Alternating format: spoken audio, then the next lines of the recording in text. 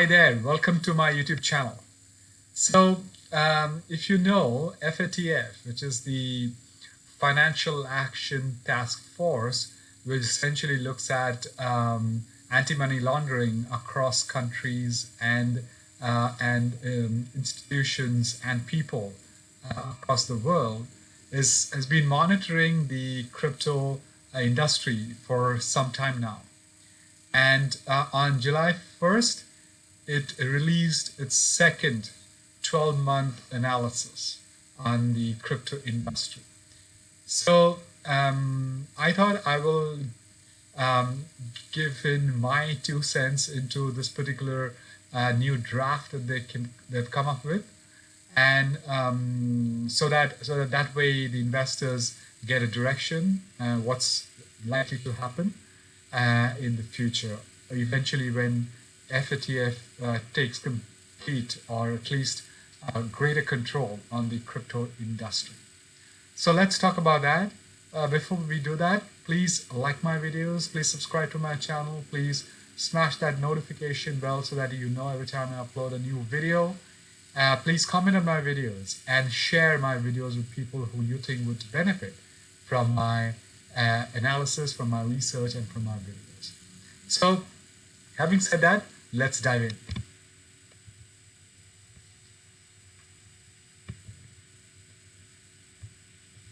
So, first, let's look at the FATF oversight on crypto industry. FATF has been behind the crypto market for some time now, as I told you, and they review it annually. So FATF calls cryptocurrencies virtual assets. So this is for your knowledge, and the holding entities VASP or virtual asset service providers.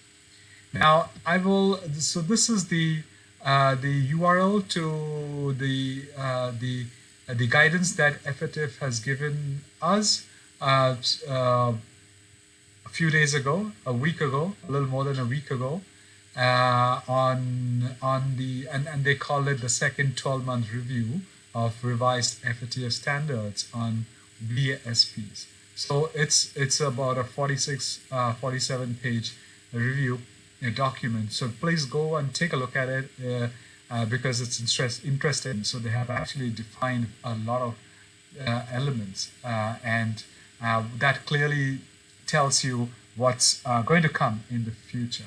So one of the things that is quite clear is that the biggest challenge for FATF has been on how to deal with things like DeFi, decentralized finance, so which is obviously a critical component in the crypto world. For now, the regulatory focus is mainly directed at crypto's third-party intermediaries, the exchanges, the trading desks, and custodians. But obviously, it's going to expand to even investors. And I will tell you, what happens in the traditional finance world. The same guidance and oversight will eventually come into the crypto industry as well. So please note that Coinbase in its form S1, so you would know the Coinbase is going for a IPO. It filed, so the S1 that it filed when going public made mention of Binance's lack of regulatory compliance as potentially giving it an unfair competitive advantage. So, Binance has been, has been watched. So I did a video on that on Binance, the problems that Binance has been facing, and there are many countries that are looking into regulating Binance. And even a bank, a UK bank, has actually stopped some of those transactions, or is going to stop some of these transactions. So I'll put the link to that video in the card above. Go take a look at it. But also you must know that FATF mentioned in the document that firms like BitGo and Coinbase share customer identification data along with crypto transactions over a certain amount must actually be uh, declaring all of that. So this is called a travel rule. So that is because they want more clarity, um, more transparency in the transactions. That means who's doing the transactions, which are the companies that are involved, which are the trading exchanges that are used, and if there is a swap, all of that. So they essentially want to control the entire transaction of cryptocurrency. So, which in a way, good and bad, it tries to take into consideration the small time investors, essentially those who go with the FOMO effect, fear of missing out.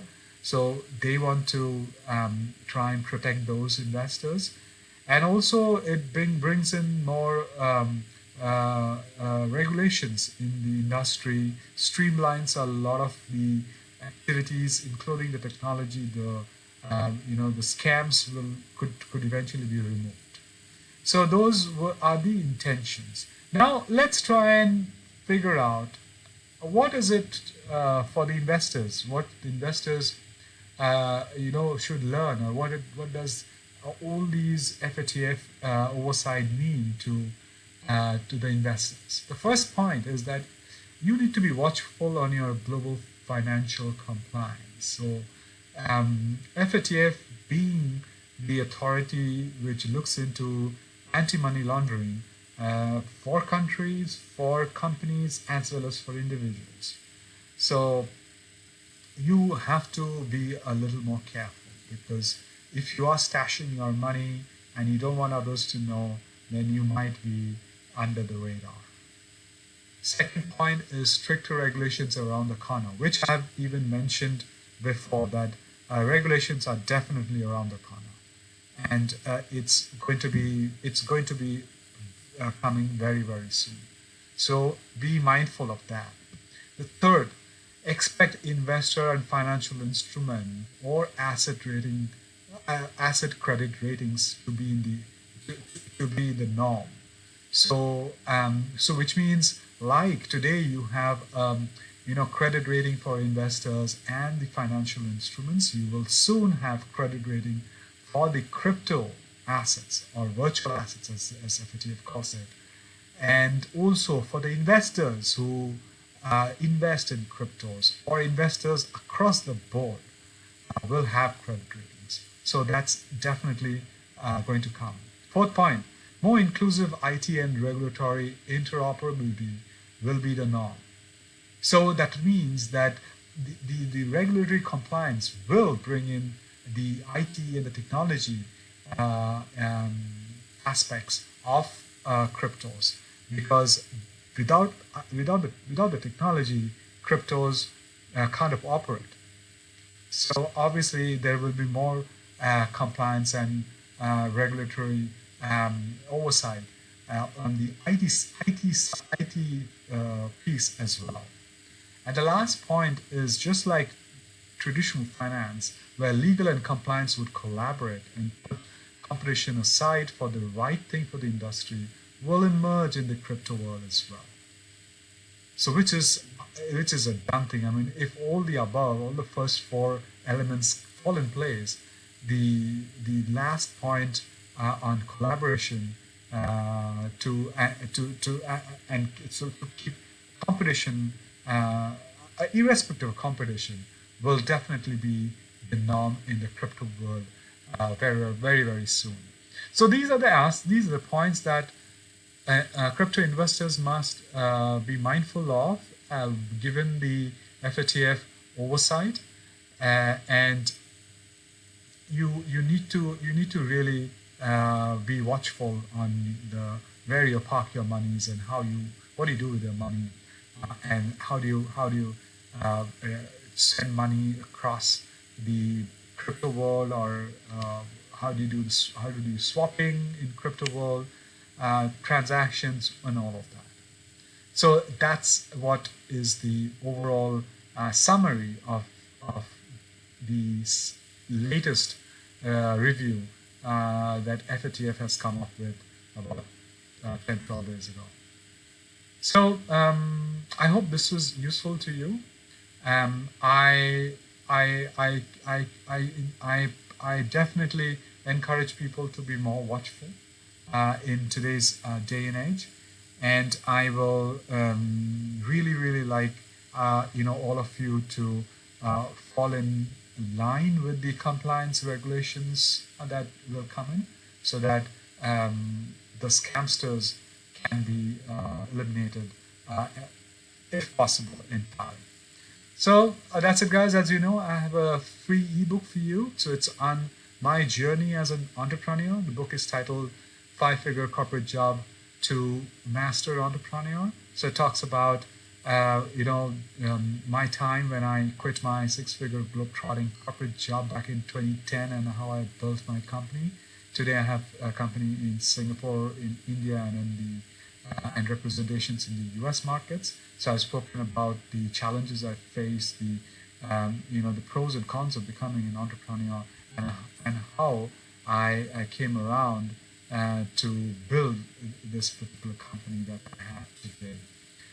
I have also put in 3 worksheets to try and figure out your mind and how ready you are to becoming an entrepreneur. You could score yourself and see where you stand. The cool thing is I've scored myself, and you would see how much I scored and whether I scored as much so that I could become a successful entrepreneur. So the link, the free ebook is available on my website. The link is flashing on the screen. I will put that link in the description box below as well. So all you have to do is to put down your name and email address, and the link to download the ebook will be emailed to your inbox. So I hope you like the ebook.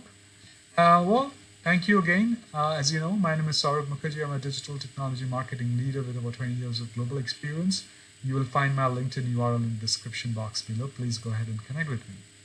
I keep saying this. I work with many companies, startups, and enterprises to find solutions to their business, marketing, technological investment challenges.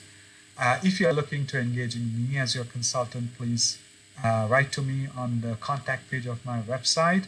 The URL will be in the description box below, or you could write to me on the message or message me on LinkedIn after you connect with me, so that I could reply to you, and then you can jump into a conference call and see how I can work with you or help you in your company so that your company grows. So before I go, please like my videos, please subscribe to my channel, please smash that notification bell, please write to me, comment on my videos, and share my videos with people who you think would benefit from my research and from my videos. So until next time, please stay safe and stay healthy, and I shall see you soon. Bye-bye.